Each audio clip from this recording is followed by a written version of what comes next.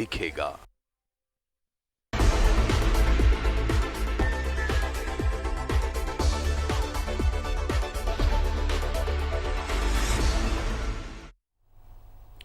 नमस्कार, मैं हूं पंकज पांडे। आप देखें न्यूज 11 भारत और हाजिर लेकर स्पेशल, और इसमें हम बात करेंगे आज ब्लैक फंगस की। जी हां, ब्लैक फंगस ये नाम एक नया टेक्नोलॉजी के तौर पर चिकित्सा जगत में सामने आया है। ब्लैक फंगस ये असल में कोरोना से ही जुड़ा हुआ है, लेकिन ये पोस्ट कोरोना एक बीमारी है, लेकिन इसके पीछे कोई वायरस नहीं बल्कि फंगस है, ब्लैक फंगस। और इसकी वजह से जो बीमारी होती है वो होती है म्यूकर माइकोसिस। तो ये बीमारी आखिर कब और कैसे होती है, इसको लेकर हम करेंगे चर्चा। लेकिन ये है बहुत खतरनाक और जुड़ा है कोरोना से, लेकिन ये कोरोना से हटकर अलग बीमारी है। लेकिन बीमारी है क्या, इसको जानने के लिए आपको एक रिपोर्ट देखना पड़ेगा। कोरोना वायरस को लेकर लगातार चौंकाने वाले तथ्य सामने आए हैं, क्योंकि आप जान ही रहे कि स्ट्रेन जो है वो म्यूटेंट के तौर पर नए नए रूप में सामने आता है, नए नए आकार उसके आते हैं। और अब कोरोना संक्रमितों में घातक फंगस की पुष्टि भी हो रही है, यानी कि ये मानकर चले कि जो वायरस है ये फंगस को ग्रो करने में मदद पहुंचा रहा है, या फिर हो सकता है परिस्थितियां ऐसी बन रही हो कि फंगस ग्रो कर जा रहा है। कई कोरोना मरीजों में म्यूकर माइकोसिस फंगस मिला है। झारखंड में इस बीमारी के कई मामले सामने आ चुके हैं। इस बीमारी में मरीज को बचाने के लिए मरीज की आंख तक निकालनी पड़ती है। रांची के डॉक्टर ने बिना आंख निकाले ऐसा एक मरीज का इलाज किया है और उसे ठीक किया है। आखिर क्या ये ब्लैक फंगस, इस रिपोर्ट के जरिए आप पहले जानिए, फिर रिसीव करेंगे चर्चा। कोरोना के घातक वार के बीच आई एक नई मुसीबत। कोरोना संक्रमितों में घातक फंगस की पुष्टि। कई कोरोना मरीजों में मिला म्यूकर माइकोसिस फंगस। शरीर के नमी वाले सतह पर तेजी से पनपता है फंगस। कोरोना वायरस का प्रकोप अभी खत्म भी नहीं हुआ है। अब एक और नई बीमारी लोगों को अपनी चपेट में ले रही है, वो है म्यूकर माइकोसिस फंगस यानी ब्लैक फंगस। यह चतरा का श्रवण कुमार 20 दिन पहले कोविड पॉजिटिव हुआ। रिपोर्ट नेगेटिव आने के बाद उसे चेहरे में सूजन और आंखों में जलन की शिकायत रहने लगी। मामूली दवाई से तकलीफ दूर न हुई तो ईएनटी स्पेशलिस्ट से संपर्क किया। सिटी स्कैन में ब्लैक फंगस की बला का पता चला। ये सूजना स्टार्ट हुआ, अंदर में दांत के ऊपर मसूड़ा है, वो सूजना स्टार्ट हुआ और हल्का हल्का लिक्विड आना स्टार्ट हुआ नाक से। उसके बाद हम वहाँ बोले डॉक्टर को, तो उन्होंने एक टैबलेट दिया मेप्टल 500, बोला कि इसको खाइए ठीक हो जाएगा। खाए कोई राहत नहीं और दर्द बहुत ज़्यादा। फिर 26 को डिस्चार्ज करवा दिए, वहाँ से बाहर आए, डॉक्टर साहब के पास आए कल। डॉक्टर साहब बोले कि भर्ती हो जाओ बाबू, it's a danger disease called Mucor mycosis.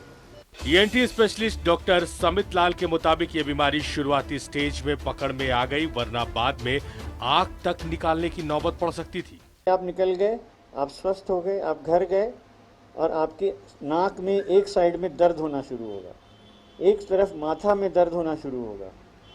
फिर ये बढ़ेगा तो आंख लाल होना शुरू होगा, फिर गाल लाल होना शुरू होगा। इससे पहले कि आंख और गाल लाल होना शुरू हो, डॉक्टर को मिलके इसको डायग्नोस कर लें कि कहीं ये मुकर तो नहीं है। अगर उस स्टेज, क्योंकि आंख के ऊपर ब्रेन है और इधर गाल है, गाल पूरा सड़ जाता है, आंख पूरा सड़ जाता है, फिर ये ब्रेन में चला जाता है। तो अब ब्रेन में ना घुसे इसलिए लोगों को ऑपरेशन करके आंख निकालना पड़ता है। कोरोना संक्रमण के इलाज के दौरान मरीजों को स्टेरॉइड दी जाती है, जिसकी वजह से खास तौर पर मधुमेह से पीड़ित मरीजों को म्यूकर माइकोसिस नाम का संक्रमण हो जाता है। अगर पोस्ट कोविड लोगों को गाल में दर्द हो, नाक में भारीपन हो और आंख में लाली रहे तो बिना देर डॉक्टरी सलाह ले लेना चाहिए। देखिए हो क्या रहा है। नंबर 1, कोरोना इन्फेक्शन बहुत ज़्यादा हो रहा है। कोरोना इन्फेक्शन खुद ही इम्यूनिटी को दबा देता है, पहला। दूसरा, जब कोरोना का इन्फेक्शन छाती में पहुंच जाता है तो स्टेरॉयड नामक दवा का इस्तेमाल किया जाता है, टोक्लीजुमाब जैसे दवा का इस्तेमाल किया जाता है, क्योंकि पेशेंट को बचाना ज़रूरी है। तो उस क्रम में हमारी इम्यूनिटी पूरी तरह ध्वस्त हो जाती है। उसके बाद भी मत घबराइए, म्यूकर सबको नहीं होता है। उसके बाद भी हमारे अंदर इम्यून शक्ति इतनी होती है कि हमको तब भी म्यूकर को मार लेते हैं। लेकिन अनफॉर्चुनेटली अगर शुगर की बीमारी आपको है पहले साथ में, तब ये घातक हो सकता है। तो शुगर, इस केस में बिना आंख निकाले ही ऑपरेशन से आराम मिल गया, वरना ये ब्लैक फंगस जानलेवा भी साबित हो सकता है। लेकिन सही वक्त पर लक्षण पहचान कर इलाज संभव है। कैमरामैन अभय के साथ रांची से न्यूज़ 11 भारत के लिए शहनवाज अख्तर की रिपोर्ट। तो बिल्कुल कोरोना की तरह इसके लक्षण भी बहुत ही सामान्य होते हैं। सामान्य इसलिए होते हैं क्योंकि वैसे चीज़ों का सामना हम लगातार करते रहते हैं, सर दर्द, आंख दर्द या चेहरे पर दर्द, लेकिन इसको लेकर आपको सतर्क हो जाना है क्योंकि ये ब्लैक फंगस अपने नाम की तरह बहुत ही ब्लैक यानी कि काला यानी कि बहुत ही खतरनाक है। कोरोना के घातक वार के बीच ये नई मुसीबत के तौर पर सामने आया है और म्यूकर माइकोसिस यानी कि म्यूकर जो फंगस है, ब्लैक फंगस है, उसी के जरिए इन्फेक्शन फैलता है और ये उन लोगों को ज़्यादा होता है जो मधुमेह यानी कि ब्लड शुगर के मरीज हैं, तो उनमें ये ज़्यादा होता है और इसके पीछे कई तरह के कारण बताए जाते हैं और इसी पर हम अपने एक्सपर्ट्स जो हमारे साथ जुड़ेंगे उनके साथ हम करेंगे बातचीत। लेकिन कुछ जानकारी आपको इससे जुड़े हम दे देते हैं कि अगर आपके चेहरे पे दर्द हो रहा हो, आंखों में दर्द हो रहा हो, देखने में अगर तकलीफ शुरू हो गई है, ये सब कुछ कब? कोरोना के बाद की बात हो रही है। अगर कोरोना पॉजिटिव आप थे, इलाज आपका हो गया, उसके बाद आप ठीक हो गए, उसके बाद अगर ये लक्षण सामने आते हैं तो ये हो सकते हैं कि लक्षण म्यूकर माइकोसिस यानी कि ब्लैक फंगस के हों। तो ये बहुत खतरनाक है और इसमें आंख खराब होने के चांसेस बहुत ज़्यादा होते हैं और कहा तो ये भी जाता है कि अगर ये इन्फेक्शन और ज़्यादा फैला और ज़्यादा बढ़ा तो आंखों के रास्ते होते हुए दिमाग तक पहुंच जाता है।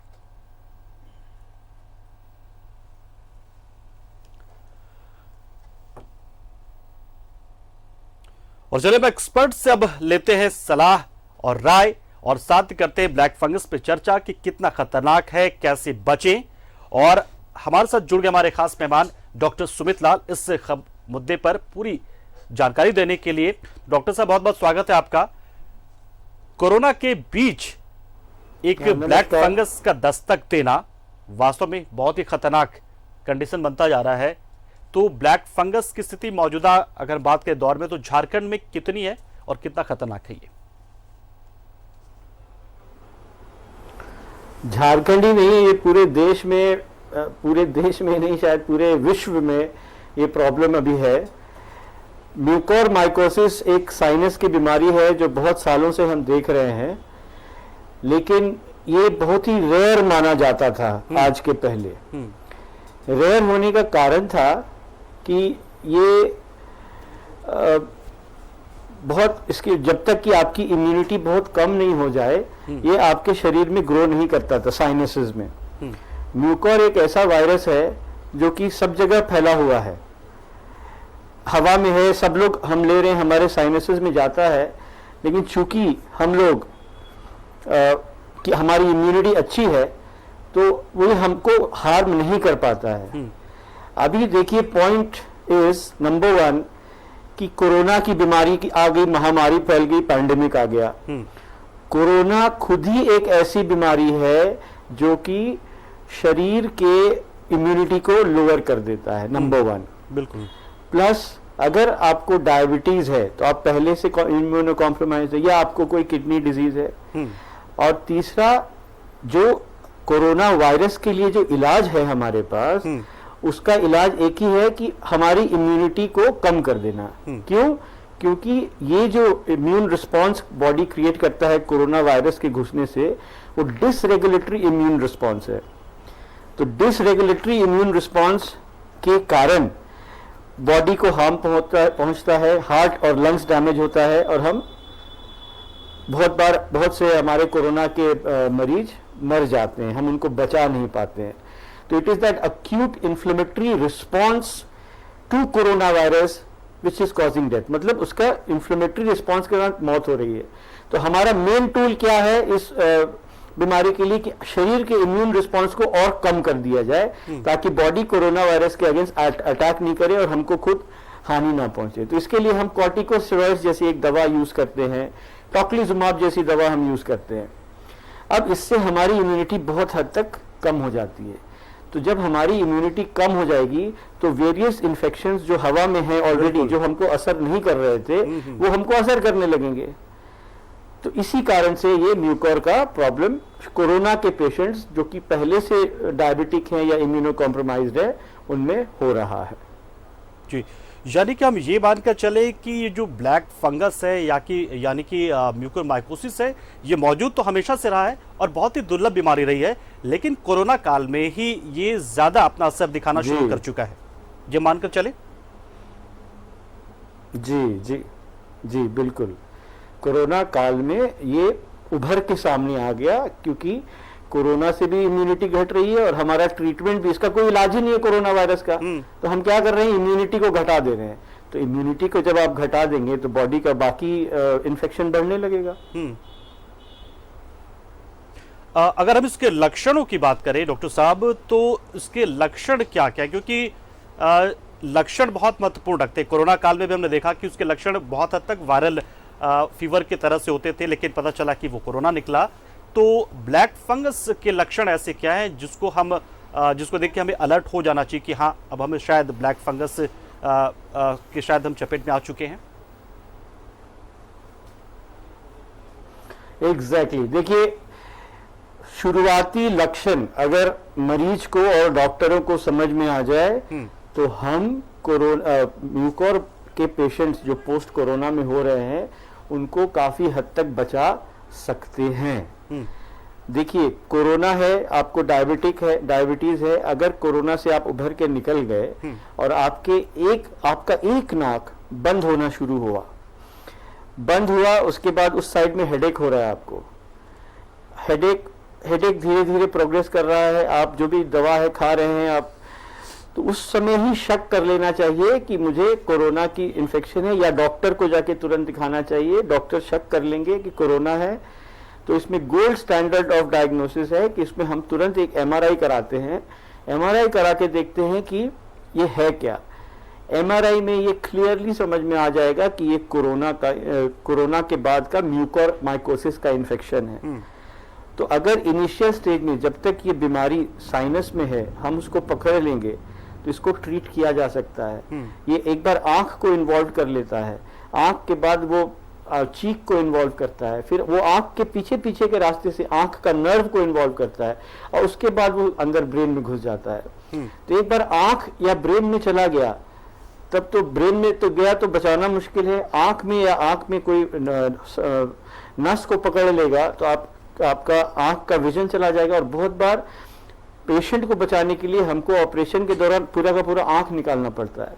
तो जब तक ये साइनस तक सीमित है, अगर हम इसको कैच कर लेंगे तो ये 100% ट्रीटेबल है उस मोमेंट में। लेकिन अगर साइनस के बियॉन्ड जा रहा है तो फिर इसको ठीक करना बहुत ही मुश्किल हो जाता है। फिर भी अगर सामान्य बहुत सारी ऐसी चीजें होती है जब जुकाम या सर्दी की, जैसे आपने बात की सर यहाँ पर डॉक्टर साहब, तो उसमें ये बताया आपने कि एक नाक बंद हो जाता है या हेडेक हो जाता है, तो ये तो कमोबेश जुकाम या कफ या कोल्ड के समय की बात की आपके जो लक्षण है वैसे मिलते जुलते, तो थोड़ा सा अलग क्या ऐसा होता होगा कि हमें सतर्क हो जाना चाहिए ब्लैक फंगस को लेके?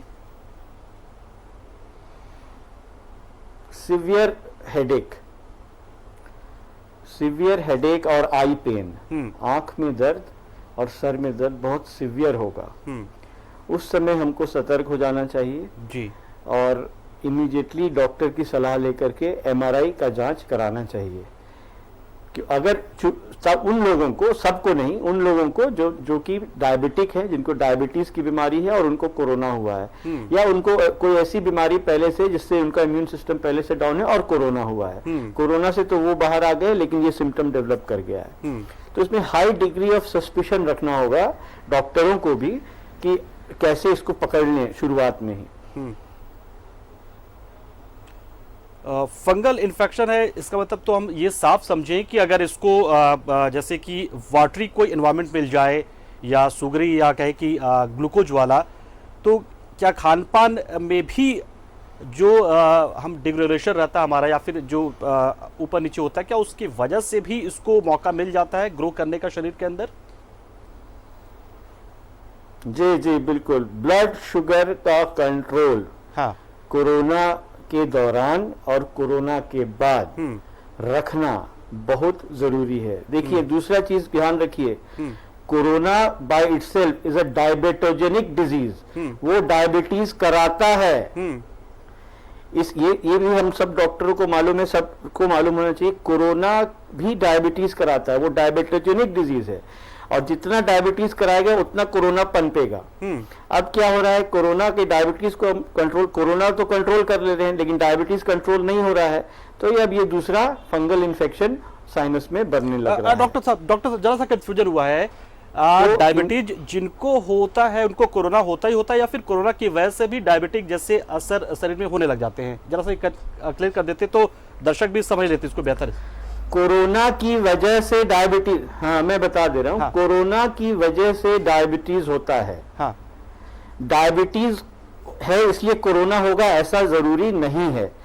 कोरोना से अगर आप जो हमारा नॉर्म है सोशल डिस्टेंसिंग, मास्क रखेंगे, वैक्सीन लेंगे तो डायबिटिक पेशेंट्स को कोरोना नहीं होगा। कोरोना तो जैसे आम लोगों को हो रहा है वैसे डायबिटीज के भी पेशेंट को होगा। जब आप केयरलेस रहेंगे, मास्क नहीं पहनेंगे, शादी ब्याह में घूमेंगे तो होगा आपको कोरोना, तो हो ही हो रहा है ना। लेकिन डायबिटीज है इसलिए कोरोना नहीं होगा, लेकिन एक बार कोरोना आपको हो गया तो आपको डायबिटीज होने का चांस बढ़ जाता है। और डायबिटिक हैं तो फिर ब्लैक फंगस के चांसेस भी बढ़ जाते हैं। अच्छा, इनके बीच में कोई संबंध है डायबिटीज और ब्लैक फंगस के बीच के? जी बिल्कुल बिल्कुल बिल्कुल। डायबिटीज अगर आपको है, शुगर जैसे आपने बोला फंगस से शुगर चाहिए, डायबिटीज आपको है, शुगर आपकी बढ़ी हुई है, इम्यूनिटी घटी हुई है, तो इन लोगों को म्यूकोरमाइकोसिस का इन्फेक्शन बहुत जल्दी होता है। देखिए कोरोना जब नहीं आया था उसके पहले भी म्यूकोरमाइकोसिस केस हम देखते थे, पर उन लोगों में देखते थे जिनको सीवियर डायबिटीज होती थी, जिनके डायबिटीज कंट्रोल नहीं रहता था, उसमें होता था। तो ये कितने संभावना कितनी रहती है कि जो डायबिटीज हैं उन कितने चांसेस रहते हैं कि उनको म्यूकोरमाइकोसिस वाले से जुड़े लक्षण का सामना करना ही पड़ेगा, इन्फेक्शन उनको होगा ही होगा?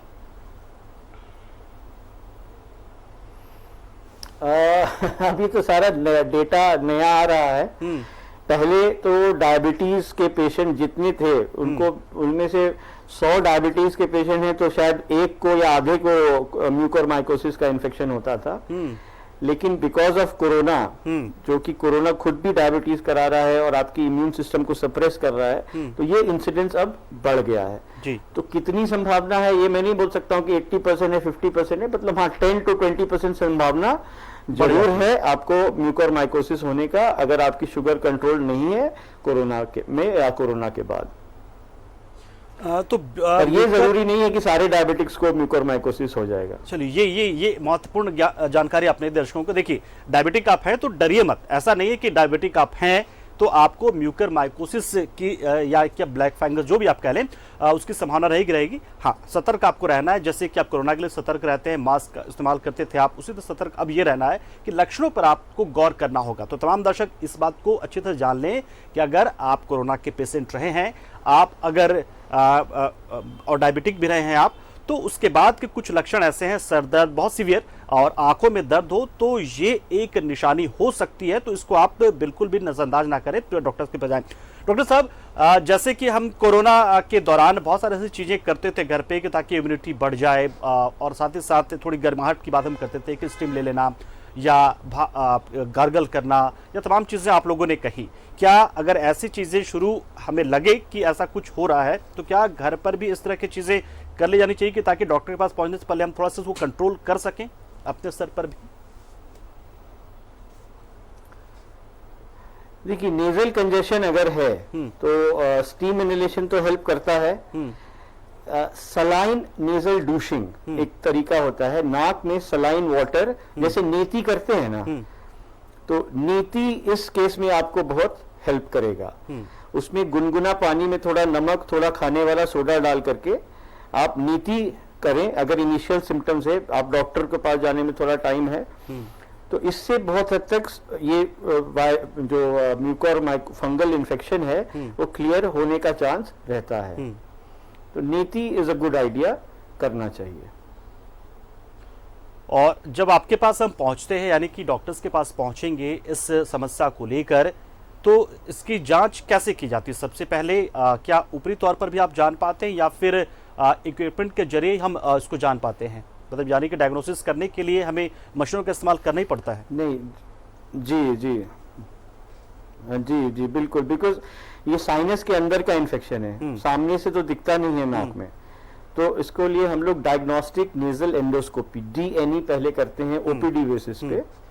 नाक के अंदर एंडोस्कोप डाल करके हम पहले चेक करेंगे कि ऐसा कुछ सिम्टम्स है कि नहीं। अगर उसमें हल्का भी शक होता है कि इसमें कोरोना के कारण म्यूकोरमाइकोसिस का शक है या हमको ब्लैक फंगस दिख गया, तो immediately MRI of nose with gadolinium contrast, एक जांच है जो गोल्ड स्टैंडर्ड माना जाता है म्यूकोरमाइकोसिस के लिए, उसको कराना होगा। उसको कराने से हमको इमीडिएटली इसका एक्सटेंट ऑफ ये समझ में आ जाएगा कि कहां तक अंदर फैला हुआ है। तो ये डायग्नोस्टिक टूल ये है, डायग्नोस्टिक नेजल एंडोस्कोपी और MRI ऑफ PNS। और इसका इलाज की जो प्रक्रिया है वो मतलब दवाइयों के जरिए हो जाता है या फिर सर्जरी ही एकमात्र इसका इलाज है फिलहाल? नहीं, इसका इलाज है, देखिए म्यूकोरमाइकोसिस एक फंगस है और ये फंगस अपने अगल बगल के टिश्यू को डिस्ट्रॉय करता है और वहां की ब्लड सप्लाई खत्म कर देता है। तो हम कितना भी अगर दवा देंगे तो वो फंगस तक पहुंचता ही नहीं है जी, और ये फिर धीरे धीरे फैलने लगता है। तो इसको सबसे इंपॉर्टेंट है इस फंगस को नाक के अंदर जहां भी है वहां से निकालना, और उसके साथ में वो जितने टिश्यूज को खा करके खत्म कर दिया है उसको भी हटा करके क्लीन कर देना, ताकि उस एरिया का ब्लड सप्लाई बढ़ जाए। तब हम एंटी फंगल ट्रीटमेंट शुरू करते हैं। तो वो एंटी फंगल ट्रीटमेंट ये बीमारी को अंदर फिर फैलने से रोकता है। ये फंगस फिर अंदर ना बढ़े वो दवाई के द्वारा हम कर लेते हैं, लेकिन जो फंगस ग्रो कर गया है उसको हटाना जरूरी है। जैसे ब्रेड के ऊपर वो फंगस ग्रो कर जाता है काला काला, वही चीज है ये म्यूकोरमाइकोसिस। जैसे सर्जरी होती है तो क्या तुरंत ही मतलब ये सर्जरी हो जाती है या फिर इसमें वक्त लगता है जरा सा रिकवर करने में पेशेंट को? सर्जरी में 2 दिन का समय लगता है। एंडोस्कोपिकली ये सर्जरी किया जाता है, नाक के अंदर से ऑपरेशन करते हैं और ये एंडोस्कोपिकली वो सारा जो फंगल डेब्री है हटा के जितना टिश्यू है जो नेक्रोज है उसको निकाल देते हैं। और इसमें एक बात बहुत इंपॉर्टेंट है, अगर पार्शियली सर्जरी हुई, आपने मैक्सिमम निकाल दिया और थोड़ा भी अंदर छूट गया तो वो वापस ग्रो करेगा और उसको वो जो एम्फोटेरिसिन भी जो इसकी दवा है इंजेक्शन, वो भी वहां काम नहीं करेगी। तो बहुत इंपॉर्टेंट है कि फंगस के साथ साथ जितना नेक्रोज्ड सड़ा हुआ टिश्यू है जो जिसके पास में ब्लड सप्लाई अब नहीं पहुंच पा रहा है, चाहे वो आंख के अंदर हो, साइनस के अंदर हो, गाल के म्यूकोजा में हो, या कान के पीछे चला गया हो, या ब्रेन में चला गया हो, या हड्डी को पकड़ लिया, वो सारा को निकालना पड़ता है। तो इसका बहुत ही रेडिकल और म्यूटिलेटिंग सर्जरी होता है। जितना हम देर करेंगे उतना ये म्यूटिलेटिंग हो जाएगा, जितना जल्दी करेंगे उतना हम टिश्यू को बचा पाएंगे। तो अगर ये मैंने तो केसेस किए हैं जिसमें कि पूरा पूरा आंख निकालना पड़ा, एक साइड का पूरा चेहरा निकालना पड़ा है पेशेंट को बचाने के लिए। तालू, चेहरा, गाल, आंख, part of bone of brain, वो सारा कुछ निकालना पड़ता है, तब जाकर के पेशेंट बचता है। थोड़ा भी छूट गया तो पेशेंट बचेगा नहीं। और आमतौर पर शरीर के किस हिस्से में होता है? क्या हमेशा ये साइनल पार्ट में ही रहता है या फिर शरीर के दूसरे हिस्सों में भी ये बढ़ सकता है? अगर लक्षण नहीं आ रहे हैं और इसी बीच वो बढ़ गया तो क्या दूसरे शरीर के हिस्सों में भी ये करता है? शुरुआत नाक से, हाँ देखिए, हाँ शुरुआत नाक से होती है। नाक के अंदर हवा का पॉकेट है जो कि हमारे स्कल को लाइन करता है। उस हवा के पॉकेट को हम लोग साइनस बोलते हैं जी। साइनस का बेसिकली काम है हवा जो सांस हम नाक से लेते हैं उसको कंडीशनिंग करना। तो एयर कंडीशनिंग का काम साइनस करता है। वो हवा का बड़ा बड़ा पॉकेट है हमारे चेहरे में और हमारे ब्रेन के नीचे, और बहुत सारे frontal sinus, sphenoid sinus, maxillary sinus. तो एक तो हवा को ये हवा का पॉकेट है, ये एम्प्टी स्पेस है। दूसरा ये बनाया है भगवान ने ताकि हमारा स्कल भी थोड़ा हल्का रहे, क्योंकि ब्रेन बहुत भारी है ना। तो साइनसेस उसके एयर पॉकेट से हमारा चेहरा भी, मतलब माथा भी हल्का रहता है। अब ये डेड स्पेस है, यहाँ पे बड़ा बड़ा स्पेस है जहाँ पे कुछ भी ग्रो कर सकता है अगर वहां पे इन्फेक्शन पहुंचा तो ये साइनस वहां जाके साइनस के अंदर ये म्यूकोरमाइकोसिस घर बना लेता है।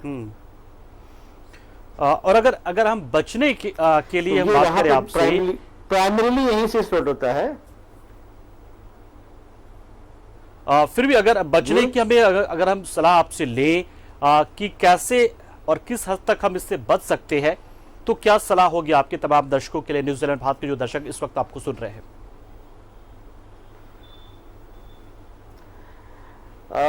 बचने के लिए तो सबसे इंपॉर्टेंट है ब्लड शुगर को कंट्रोल में रखना, मोस्ट इंपॉर्टेंट। नाक में जो मैंने बताया, नाक को थरली क्लीन करना, जैसे कि नीति के द्वारा या सलाइन नेजल डूशिंग करके नाक को क्लियर रखना। और हम डॉक्टर्स को भी हाई इंडेक्स ऑफ सस्पिशन रखना। कोरोना के जो पेशेंट्स हैं जिनको कोरोना के डॉक्टर लोग ट्रीट कर रहे हैं, उनको भी थोड़ा नेजल हाइजीन पेशेंट्स को बताना होगा उस समय, क्योंकि ये हॉस्पिटल के अंदर जब रहते हैं उसी समय कोरोना का इन्फेक्शन हो जाता है। बाहर आने के बाद बहुत कम चांस है कि होगा, क्योंकि आप जब बाहर हॉस्पिटल से आ गए तो आप अपना ब्लड शुगर खुद से कंट्रोल करेंगे, आपका स्टेरॉइड बंद हो चुका है जी। और दूसरा है कि अभी लोगों को पता चल गया है कि स्टेरॉइड एक रामबाण है। तो अभी कोरोना इन्फेक्शन पॉजिटिव हुआ कि नहीं, वो लोग स्टेरॉइड खाना अपने से शुरू कर देते हैं या किसी से पूछते हैं तो वो खाने लगते हैं। वो थोड़ा सा डेंजरस ट्रेंड हो गया है। स्टेरॉइड का यूजेज अपने मन से ना करें, डॉक्टर की सुपरविजन में करें। और डॉक्टर भी जब ये देखते हैं कि लंग्स में चला गया है तभी स्टेरॉइड शुरू करते हैं पूरी सावधानी के साथ। तो स्टेरॉइड का इनडिस्क्रिमिनेट यूज भी इस कोरोना में म्यूकोरमाइकोसिस को बढ़ावा दे रहा है। यानी ऐसे उससे बचें, स्टेरॉइड के मिसयूज से बचें जी। तो ऐसे मरीज जो घर पे ठीक हो रहे हैं और वो मान लीजिए शुगर के भी पेशेंट है, तो उनमें ब्लैक फंगस होने की संभावना कम होती है वनस्पत जो हॉस्पिटल में भर्ती हैं। कुल मिलाकर ये समझे डॉक्टर साहब? जी, यस, वेरी राइट। देखिए हॉस्पिटल में एक और जो हो रहा है, जब आपकी ऑक्सीजन रिक्वायरमेंट कम होने लगती है तो आपको हाई फ्लो ऑक्सीजन दिया जाता है नाक के द्वारा, है ना। वो हाई फ्लो ऑक्सीजन भी बहुत हद तक रिस्पॉन्सिबल है म्यूकोरमाइकोसिस को बढ़ाने के लिए। नाक में अच्छा हाइजीन नहीं रख पाते क्योंकि नाक से सारा हवा हाई फ्लो में जा रहा है, क्रस्ट बन रहा है, तो इन्फेक्शन नाक में होना शुरू हो जाता है। तो एक तो हाई फ्लो ऑक्सीजन, एक तो स्टेरॉइड, ये दोनों चीज जो हॉस्पिटल्स में यूज कर रहे हैं पेशेंट्स की जान को बचाने के लिए, वही डेट्रीमेंटल हो रहा है खुद पेशेंट्स के लिए। बाद में म्यूकोरमाइकोसिस का इन्फेक्शन हो रहा है। घर में जो पेशेंट रह रहे हैं जिनको हाई फ्लो ऑक्सीजन की जरूरत नहीं है और वो स्टेरॉइड नहीं ले रहे हैं, तो उनमें कोरोना होने की संभावना नहीं है। चलिए, बहुत बहुत शुक्रिया डॉक्टर समित, आप हमारे साथ जुड़े और ब्लैक फंगस को लेकर आपने तमाम दर्शकों को अवेयर किया कि किस तरीके से इस फंगस से बचा जा सकता है।